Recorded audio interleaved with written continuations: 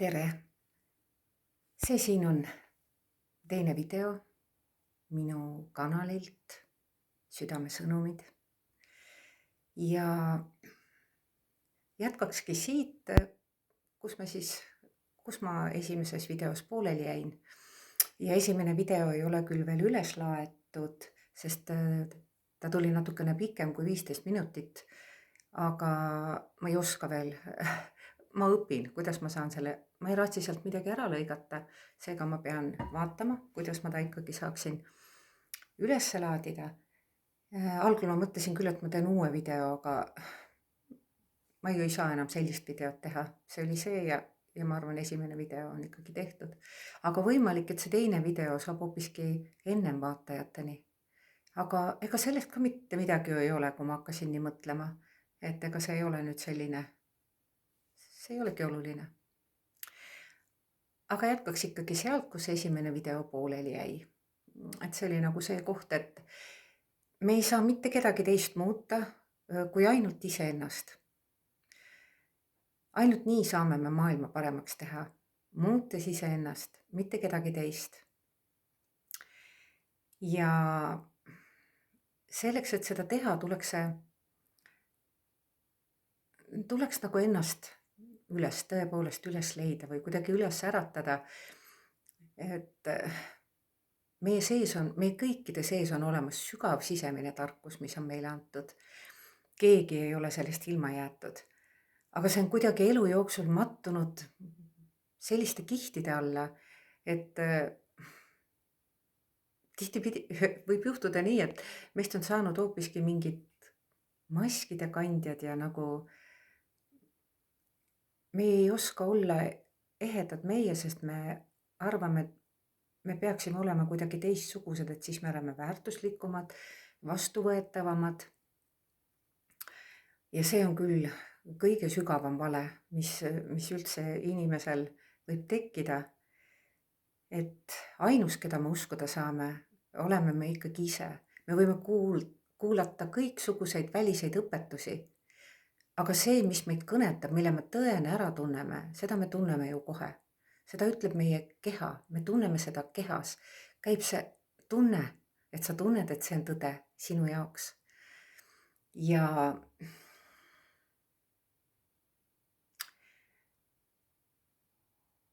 see tõde ja see tarkus, mis meie sees on, see ei ole kindlasti mitte see tarkus, mis tahab ennast kuidagi tõestada või millelegi vastandada või kuidagi vaielda.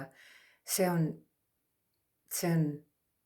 tasane, tasakaalukas, tark, armastusest läetud tarkus, mis teab, et me ei ole mitte kellestki paremad ja mitte kellestki halvemad. Ja kui nüüd kõik inimesed seda kuidagi usuksid ja kõik rahvad, et me oleme siin kõik üheskoos loomas seda maailma ja keegi ei ole kellestki parem ega halvem.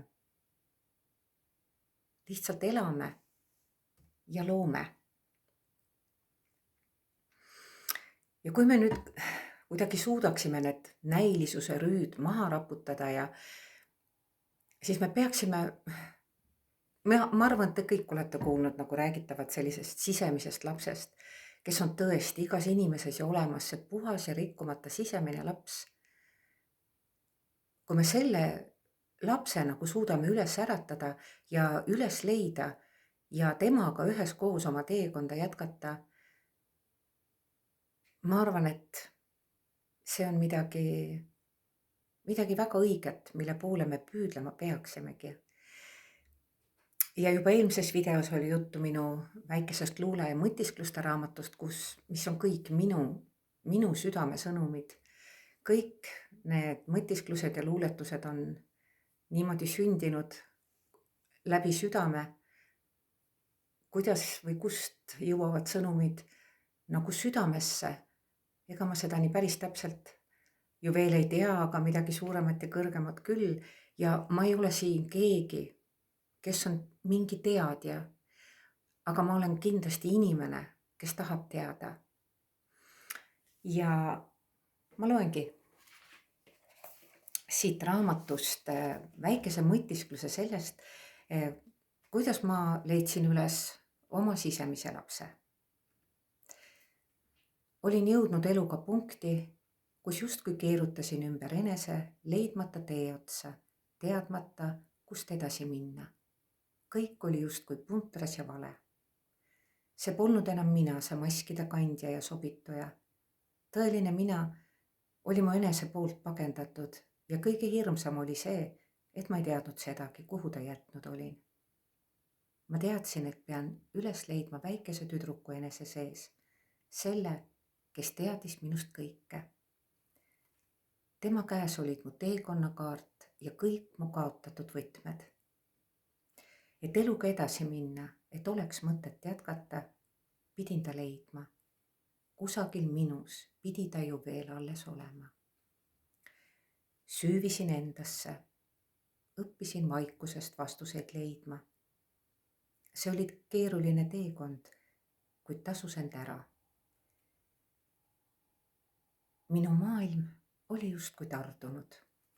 Mingi kummaline seisak, hämarus. Püüdsin mõista, mida ja kuhu. Tasapisi harjusin hämarusega ja liikusin edasi. Ja varsti leidsin end Padrikust, kus teeradu ei olnudki. Oli vaikus. Eluvoolgi oli justkui katkenud. Ja siis ma märkasin üht tüdrukut, kes seisis ihuüksi tohutu suure kuuse all. Tal olid lühikesed blondid juuksed ja seljas siniste rukkililledega kleit. See olin mina. Ma ei teadnud, kuidas tüdrukule läheneda. Ma vaatasin teda, püüdsin luua silmsidet, kuid tüdruk vaatas minust mööda. Tema silmad olid elutud, nii heledad ja ära. See oli südantlõhestav, seisin kui halvatud. Süda tagus kurgus ja oli nii väikeseks kokku pigistatud, et uskusin, et surevat. Liikusin tüdruku poole. Ta ei vaadanud mind. Pilk oli tardunud ühte suunda. Ta oli liikumatu nagu kuju. Lõpuks sööndasin teda puudutada. Õnneks ja kergenduseks ei olnud ta kivikuju. Tüdruk oli siiski elus ja ta meeldis mulle väga. Mul oli valus ja väga kahju, et olin ta sinna metsa üksi jätnud. Puudutasin ta kätt, silitasin juukseid ja palusin vabandust. Palusin. Lõpuks ei olnudki enam tähtis, kas ta ärkab ja kas ta mulle andestab. Ma lihtsalt teadsin, et ma ei jäta teda enam ilmaski maha. Ma jään koos temaga ja saagu mis saab. Põlvitasin ta ette ja hoidsin teda embuses. Ja sellest taasleidmise ajast oleme me koos. Ta on mulle paljudki meelde tuletanud. Kergust, siirust, aga eelkõige seda, et maailm on täiesti maagiline paik. Ja nii ka kõik inimesed, kui nad on kooskõlas puhtaimaga endas, oma sisemise lapsega. Selline oli nagu minu lugu nimisi kirjutatult. Aga ma vaatan, et video läheb äkki jälle üle 15 minuti ja ma ei saa ka seda kohe postitada. Ma loen siit raamatust. Mu raamat näeb välja selline. Väike, mulle väga armas. Ma loen veel ühe luuletuse. See on ka mulle selline eriline ja armas. Väikesest tüdrukust. Sellisest erilisest ja maagilisest tüdrukust. Üht tüdrukut näen läbi uduse ulma, kõrgel kivil tormilaternat hoidmas, külmade tuulte kiskuda väsinud käsi ja pisarad jääs. Laterna singitseb tuli. Väikene tüdruk, ta kõike ei tea, kuid seisma seal peab ja ootama. Pilvitul ööl saab tähtedelt valgust, laterna täidab ja uuesti läidab. Käsi on kõrgel ja tuluke vilgub. Aeg kulub ajastuiks, põlvkondi sirgub. Tüdruku laternas valguseks virgub valu ja vaev, see põhjatu kaev ja lõppu ei paista. Tüdruk on väsinud, ta vahetab kätt. Tormises tuules veel näha ta rätt täis säravaid tähti ja taas tema kätt. Algselt oli sellel luuletusel hoopis teine lõpp, see oli kuidagi väga kurb, täiesti lootusetu lõpp, aga ma tegin seda ümber, sest seda oli võimatu taluda. Kuna väljas on väga ilus talv, siis ma loen 2 talveluuletust ka veel lõpetuseks. Taevas 1000 tähed mu üle, kõnnin üksinda talvisel teel. Lõhnav lumi, need karged kristallid, lumepulm on mu südame sees. Valgelt pruutkleidilt pudeneb pärleid, tähesära saab pruudidiadeem. Kaardub taevas kui ehitud kaelus, hõbesärana helmed on keel. Valgus voogab ja õhkab ja laulab, pruudikleidi seerup puudutab maad. Päästab kammitsaist talvise tuisu, kõik on pulmas, nii taevas kui maa. Loodus on kahtlemata ka üks võimas ravija, ravitseja. No loodus ongi ju kõik. Loodus on, minu jaoks on küll metsas käimised, meri, see on kõik, ma ei tea, see on täpselt nii, nagu keegi tunneb, nii ta on. Üks talveluuletus veel, kuna meil on ikkagi talv veel käsil ja veel imeline, ilus, eriliselt äge talv, minu meelest vähemalt küll. Valgete väljade heledus, külmunud kõrte kaskaad, hinguse udune sädelus, seal ma seisan ja minna ei saa. Liig valev see valgus mu silmile, liig habras see kõrte kaskaad. Kui astuksin, läheksin edasi, saaks rikutud jäljetu maa. Igal kõrrelgi sära kui pühadus. Selles hajun jääb jäljetuks maa. Kõik talvises hinguses ühendus, saab palveks see külmetanud maa. Ma loen võib-olla oma raamatu kaanetaguse teksti ka. Ühelgi varasemal inimtsivilisatsiooni ajajärgul pole usutud pelgalt 5 meelega koketavat maailma. See on meie ajastu eripära. Oleme meisterlikud mateeriataltsutajad, kuid me oleme loobunud pühadusest, olulisimast inimeses.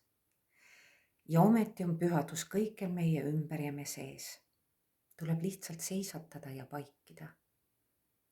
Vahel laulab ta linnuna, liigub tuulena, lõhnab nartsissidena.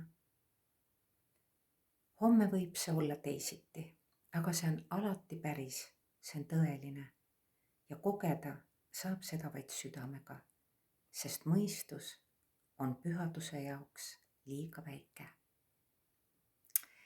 Seekord jääb nii, järgmise korrani ja siis vaatame, mis edasi saab. Kõike head teile siit kanalilt, südamesõnumid ja ma usun, et meie südamed on üsna sarnased. Ma usun, et nende sõnumid on kusagilt algallikalt, kusagil, kus me oleme kõik koos ja veatud ja teame täpselt, teame paremini asju. Seepärast ma usun ja loodan, et need südamesõnumid kõnetavad ka teisi ja võib-olla meil on koos niiviisi parem minna, võib-olla koos paremaks saada, see võib olla lapsik ja naljakas, aga nii ma siiski mõtlen ja nüüd ma selle video lõpetan. Järgmise korrani.